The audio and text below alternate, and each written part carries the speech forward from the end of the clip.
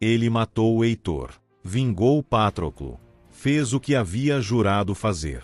E agora estava de volta à sua tenda, vivo, invencível, com o corpo inteiro exceto por um único ponto que sua mãe havia esquecido de mergulhar no rio quando ele era bebê. Um calcanhar. Uma falha minúscula num homem que os próprios deuses temiam. Troia ainda estava de pé. A guerra ainda não havia terminado. E do outro lado das muralhas, um homem chamado Paris segurava um arco. Paris não era guerreiro. Era covarde, segundo os próprios troianos. Mas às vezes a história não é decidida pelo mais forte. É decidida por quem aperta o gatilho no momento certo. Esse é o episódio final do arco de Aquiles. A morte do maior guerreiro do mundo antigo. E a noite em que Troia finalmente caiu. Com Heitor morto, algo estranho aconteceu dentro de Troia.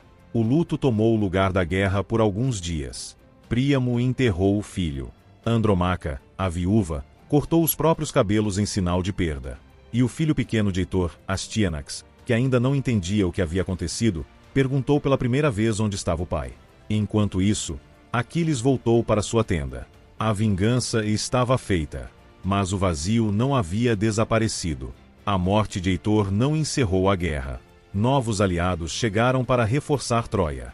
Primeiro as Amazonas, lideradas pela rainha Pentesileia. Depois os etíopes, comandados pelo príncipe Memnon. Aquiles enfrentou e matou os dois. Cada vitória confirmava a profecia. Cada morte o aproximava da sua. Paris era tudo que Aquiles não era. Não lutava no campo aberto. Preferia as muralhas, o arco, a distância segura. Os próprios troianos o desprezavam por isso. Foi ele quem havia raptado Helena e iniciado a guerra. E foi ele quem, com a mão guiada pelo deus Apolo, disparou a flecha que mudou tudo. Apolo odiava Aquiles. E naquele dia, o deus emprestou sua precisão divina para as mãos do homem mais covarde de Troia. A flecha atravessou o ar e acertou o calcanhar de Aquiles. O único ponto do seu corpo que não havia sido mergulhado no rio Estige quando era bebê. O único lugar onde era simplesmente humano. Aquiles caiu. Não de imediato, não em silêncio. Ele arrancou a flecha. Continuou lutando. Por um tempo. Mas o veneno da flecha de Apolo era diferente de qualquer ferimento humano. E o maior guerreiro do mundo antigo foi parando aos poucos, como uma chama que se apaga devagar. Quando Aquiles caiu, o exército grego inteiro parou. Os soldados que haviam lutado ao lado dele por anos ficaram imóveis, sem saber o que fazer, porque nunca haviam imaginado que aquele momento chegaria. Ájax, um dos maiores guerreiros gregos depois de Aquiles, carregou o corpo para fora do campo enquanto Odisseu segurava os troianos que tentavam avançar. Mesmo na morte, Aquiles precisou de 2 heróis para ser protegido. O funeral de Aquiles durou 17 dias. Os gregos queimaram o corpo na praia, misturaram as cinzas com as de Patroclo, como Aquiles havia pedido, e enterraram os dois juntos num túmulo na costa. Tétis, sua mãe, emergiu do mar com as Nereidas para chorar o filho. Segundo Homero, até as ondas do mar pareciam lamentar. Depois do funeral, surgiu uma disputa que revelou muito sobre como os gregos enxergavam seus próprios heróis. A armadura divina de Aquiles precisava ser entregue a alguém. 2 homens a reivindicaram. Ájax, o mais forte dos gregos depois de Aquiles, e Odisseu, o mais inteligente. Os líderes gregos escolheram Odisseu. Ájax enlouqueceu de raiva e vergonha. A força bruta havia perdido para a inteligência. E esse detalhe não era acidental. Era uma mensagem sobre o que os gregos valorizavam de verdade. Com Aquiles morto, os gregos entenderam que nunca tomariam Troia pela força. As muralhas eram impenetráveis. A cidade era abastecida por aliados. 10 anos de guerra direta não haviam resolvido nada. Foi então que Odisseu apresentou um plano que até hoje é estudado como um dos maiores golpes de estratégia da história. Não haveria mais batalha. Haveria uma mentira. Os gregos construíram um cavalo de madeira enorme, oco por dentro, grande o suficiente para esconder 20 guerreiros de elite no seu interior. Depois fingiram abandonar o campo, deixaram o cavalo na praia como uma oferta aos deuses, e partiram com os navios. Não foram embora. Ficaram escondidos atrás de uma ilha próxima, esperando. Quando os troianos acordaram e viram o campo vazio e o cavalo na praia, começou um debate que decidiria o destino da cidade. A sacerdotisa Cassandra disse que o cavalo era uma armadilha e que Troia estava prestes a cair. O sacerdote Laocoonte disse a mesma coisa e jogou uma lança no cavalo para provar que havia algo dentro. Ninguém ouviu nenhum dos dois. Os troianos abriram os portões e arrastaram o cavalo para dentro da cidade para celebrar o fim da guerra. Estavam comemorando uma vitória que ainda não tinham ganho. Naquela noite, Troia celebrou como não celebrava em 10 anos. Vinho, música, fogos. As muralhas que nunca haviam sido derrubadas ainda estavam de pé. O cavalo estava no centro da cidade, inofensivo, decorativo. E quando a cidade inteira adormeceu de cansaço e vinho, uma escotilha no ventre do cavalo se abriu silenciosamente. Os 20 guerreiros desceram em silêncio, mataram os guardas das muralhas e abriram os portões por dentro.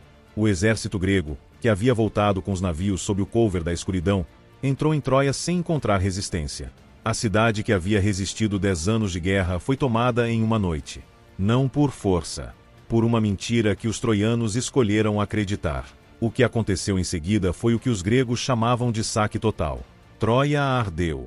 O rei Príamo foi morto no altar de seu próprio palácio. Andromaca, a viúva de Heitor, foi levada como escrava.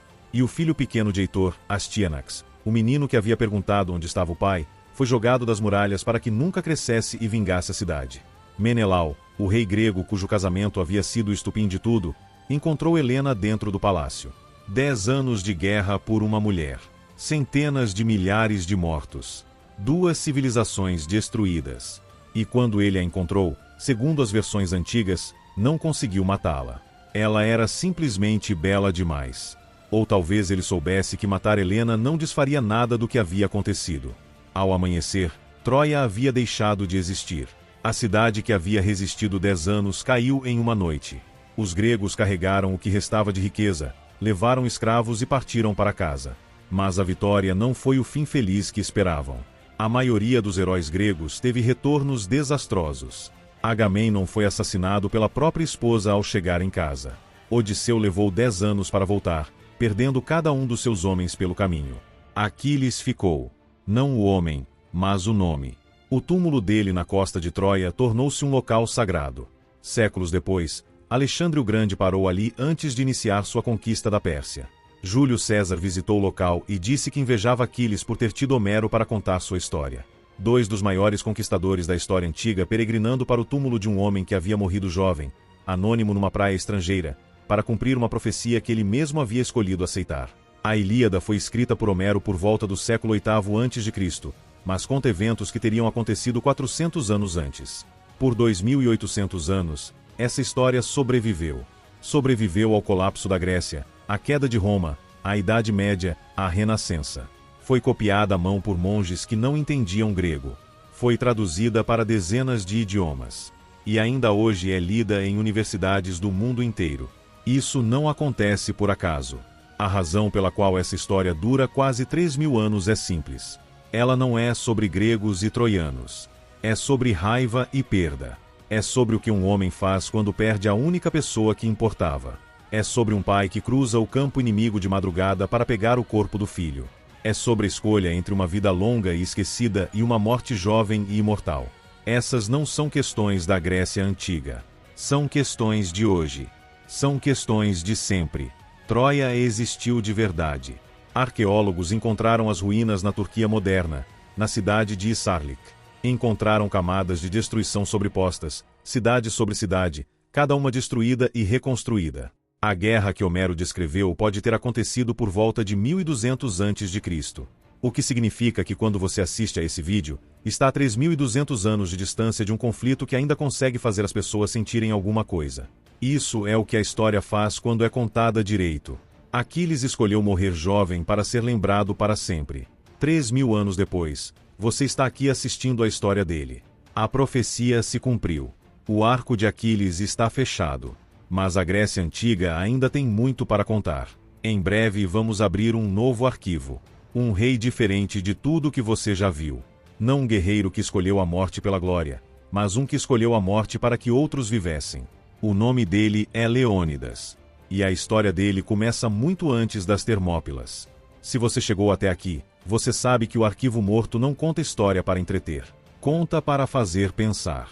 Deixa o like se esse vídeo te fez sentir alguma coisa. Comenta aqui embaixo qual personagem dessa história te surpreendeu mais, porque as respostas sempre me surpreendem também. Se você ainda não se inscreveu no canal, o botão está aí. E ativa o sininho, porque o próximo arquivo abre em breve. E você não vai querer perder o começo dessa história.